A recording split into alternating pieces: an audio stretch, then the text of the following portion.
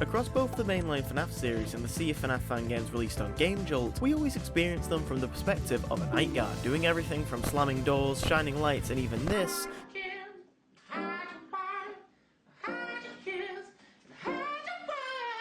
to survive the nights. But have you ever wondered what it'd be like to play from the perspective of the animatronics themselves? Well, today I've picked out 3 stellar FNAF fan games that allow you, yes you, to be the animatronic. As we're starting with Five Nights at Freddy's Simulator. Unique name, I know. Now, being developed by Obsidian and first releasing over 6 years ago, it features many animatronics from across the entire series, or at least up to when the game was last updated in 2019, making the most recent entry at the time Held Wanted, as both Glitchtrap and Grim Foxy appear in the game's character roster. Alongside the classic animatronics, some toy animatronics, the nightmares, the fun times, I guess the scrap animatronics, with some of the standouts here in my opinion being Lefty and Grim Foxy, which I think is partially because they don't really have the bright glowing eyes, which makes some of the other animatronics look a little bit off, especially Funtime Foxy here. But I also love that some of the most forgotten FNAF characters were also included, like Ennard, Afton, and the Jacko animatronics, all of which have amazing designs and I wish they were used more often in the series. But jumping over to the play tab, we can have a look through all of the potential game modes that we get to play through. We've got every animatronic from the band menu alongside each map from the first few games in the series. And interestingly enough, there's also a Holiday Freaks and Security Breach tab which aren't accessible. The Holiday Freaks one features Arctic Ballora,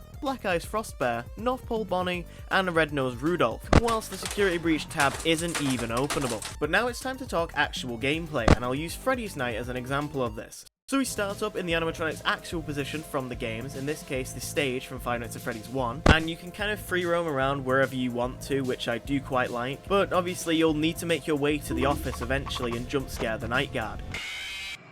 The security guard will be watching on the cameras, and if seen, your awareness meter will rise up, which basically just debates how likely it is that the guard is going to spot you when you try and get them. And if you are caught, then you're sent back to the beginning spot and a chunk of time is skipped. I believe it's around half an hour, and of course you have till 6 AM to scare the night guard. Pretty simple, right? But to make things more interesting, each animatronic has their own unique ability. For example, Freddy's is Lullaby and slowly charges throughout the night, and when used will completely empty the awareness meter. And some of these abilities are more useful, like Funtime Freddy's Bonbon, and then some are kind of useless, like Bonnie's Rock On ability, as that one will just get you spotted immediately by the night guard.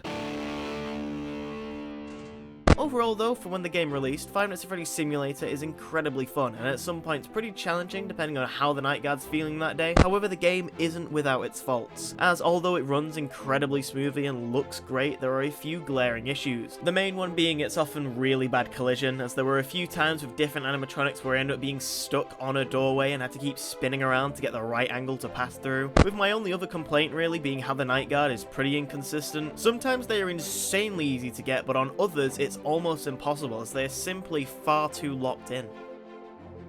What the hell?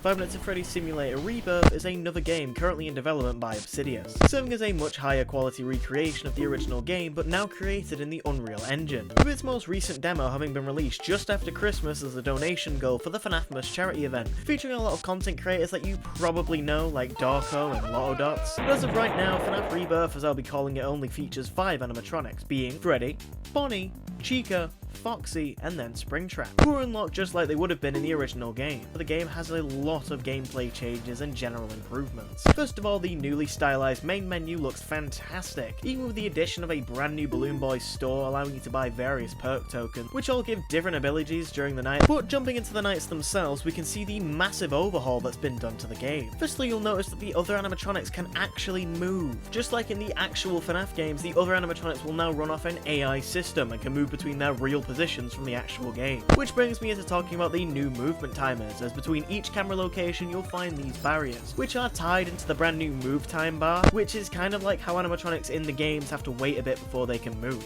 This is mostly just a balancing change and certainly a welcome one as well, but the last major gameplay change we need to talk about is the cameras, as if you're spotted, instead of just flashing up your selfie, you now get camera stall, which makes the nights more difficult, and overall I think that even in such early stages, FNAF Simulator Rebirth is the definitive way to play here, and both of the games will be linked down in the description below if you'd like to check them out for yourself. Psst, whilst you're down there, make sure to go and subscribe. The next game I want to talk about today is called Bondee's Barnyard, and being developed by Otis Lapotis, it released 2 years ago on Game Jolt and was very widely loved by the community, getting multiple videos and even streams with hundreds of thousands of views. Hello. Oh, yep.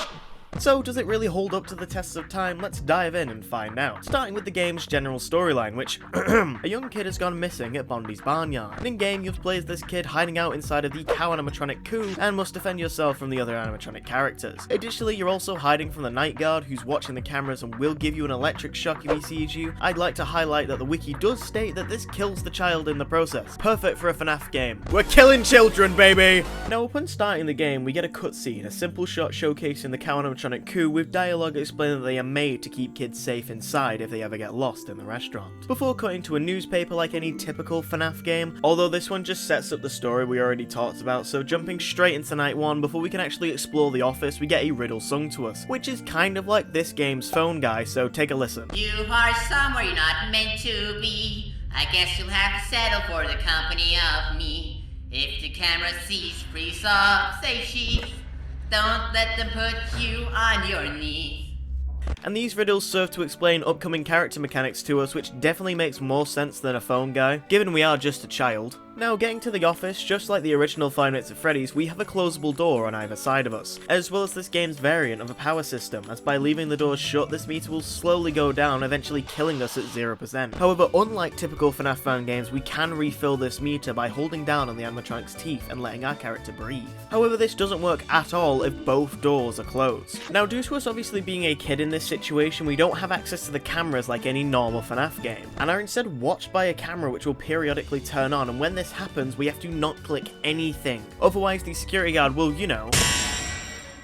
However, just like any other FNAF game, throughout each of the nights, or in this game's case, hours, we have to survive against different new animatronics, with mounting difficulty levels across each hour. So on night one, we only have to deal with Grease the Pig, whose mechanic is pretty simple. Just hear out for a pig snorting noise to let you know when he's approaching the left door, then wait for shuffling before checking the lights. If he's there, then obviously close the door and you'll know when they've left once you hear banging. Now, nothing of note really happens here until the ending, where we get our very first end of night cutscene. For your gift, I'll let you go to Bondee's Barnyard.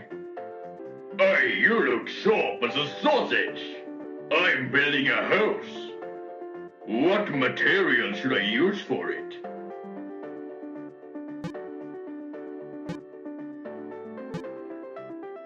Bricks, of course. Thank you. Now, in my head, when I first saw these cutscenes, I for some reason thought of the old Animal Farm cartoons, which do fit the vibe of Bondee's Barnyard really well, but I do think the cutscenes are mostly just there for show, and your options during the minigames don't affect the gameplay very much. So jumping into night 2, we have the addition of a new threat, this time being Forley the sheep, and just like Bonnie and Chica in FNAF 1, Forley has the exact same mechanic as Grease, however attacks from the opposite door. Now, with not much else to do here, I think we should skip to the end of night cutscene. To be my little shepherd for today? Could you count all of these sheep? That's right, there's one sheep. Thank you so much. Have a continued happy birthday. Night 3 ups the difficulty by adding yet another 2 characters into the mix, the first of which being Molten Bondee, who can attack from either door and disrupts the norm, as instead of shutting the door to deal with him, we need to hold our light on them to make them go away. Think of Withered Foxy from Five Nights at Freddy's 2. Now, this did catch me out a few times where I mistook Bondee for one of the other 2 characters and just shut the door on him. We all know how that ended. Secondly, we have the Chickling, who can occasionally pop up on the camera screen in front of us, and upon seeing this, you have to deduce which direction they are coming from, and quickly shut the correct door to stop them, which I'd argue has less difficulty than Bondee does, but obviously is another thing to have to watch out for. But with that wrapped up, we can jump to the end of night cutscene. Barnyard. I got something here just for you. Blow out whenever you're ready.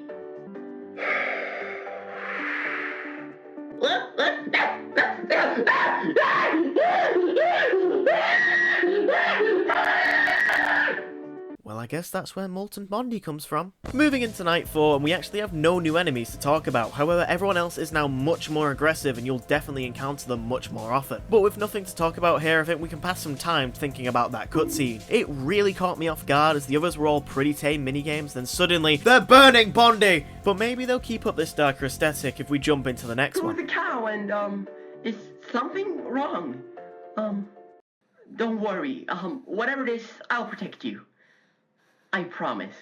Oh, I guess not. Night 5 also adds no new characters, instead just bumps up the difficulty even higher to serve as a final challenge. Here you're really going to get your skills tested, it'll show if you've actually adapted to the game's mechanics or not. But after this incredibly stressful night, we get the final newspaper of the game, which reads, missing child has been found deceased inside a restaurant it went lost. The child had somehow climbed into a robotic mascot suit where it later suffocated to death early in the morning. Police are investigating the night guard that somehow didn't realise the child was in the building, slowly dying the entire night. Which officially marks the end of Bondee's Barnyard, and overall it's an incredible FNAF fan game, although not being super complex like something like Shadows Awaken or any of the other FNAF fan games that I've covered. It has all the essentials, being that classic Five Nights at Freddy's formula twisted with a unique style and story that's still fresh and feels fun to play, so if you haven't already, I suggest you go check out Bondee's Barnyard for yourself. But before we finish up this video, I want to acknowledge the existence of Bondee's Barnyard 2, titled Roots. As of right now, the game hasn't been released, and we don't have too much information other than a quick trailer released during the second fan game direct, as well as the Bondee's Barnyard Goodnight disc, which follows the claymation style of animating seen in films like Wallace and Gromit or Shaun the Sheep, which shockingly fits the characters incredibly well, as we see Bondee going to wish everybody goodnight. However, he's unable to find Koo, who is the cow we hide in during the first game. Now, based on the Game Jolt page, we can assume the game is going to be a point-and-click style similar to that of Shadow over Freddy's, as the first line literally says move between rooms avoiding death, and there's not much else info-wise. I just wanted to mention the game's existence. I'd also like to note that I have streamed each of the games featured in this video before, the VODs of which are all on my channel now. But that's everything I wanted to cover in this video, and if you enjoyed, then make sure to like and subscribe. And if you're here from that one FNAF VHS video, then welcome. I hope you see this and still want to stick around. Oh yeah, join the Discord and buy my book on Amazon. Both are down in the description below. That is enough self-promo for today, and it's time for bed. Good night, everyone. But before I let you go, I wanted to say thank you so much for getting me to 3,000 subscribers.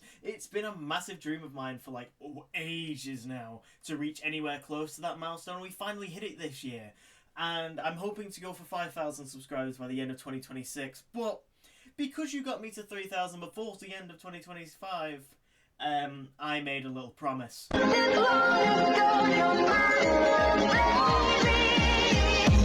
That's all you're getting. I give up.